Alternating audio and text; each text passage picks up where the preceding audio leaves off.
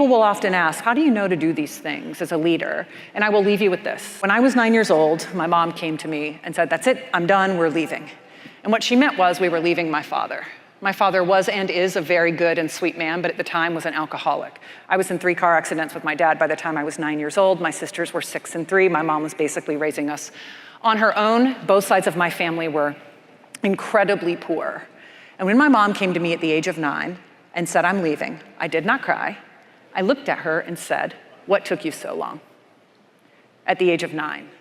The lesson in that, and the reason I asked the cinnamon rollers, what should we stop doing? And the reason I asked the Jamba Juice franchisees, what's one thing you would do differently if you were me? The lesson in that is that the people who are closest to the action, what's inside your company, they know what the right thing to do is long before you and I make the call.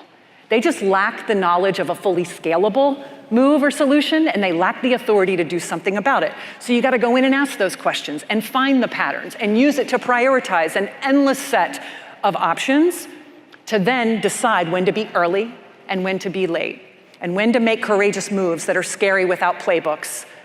My mom didn't have a playbook. We left, she fed us on a food budget of $10 a week for 3 years. That is why I started working in malls when I was 15 and fell in love with Cinnabon. That is why I started out working at Hooters and ended up falling in love with franchising, because I had to.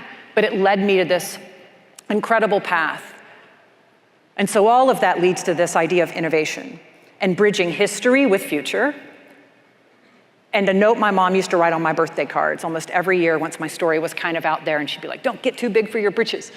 And she would say, don't you forget where you came from. Don't you dare ever forget where you came from. This was advice to me as a young woman, but it is my advice to you as a brand. Do not forget where you came from. There is some truth and some juice and some differentiation in those roots, but don't you dare let it solely define you. Your past cannot be your anchor.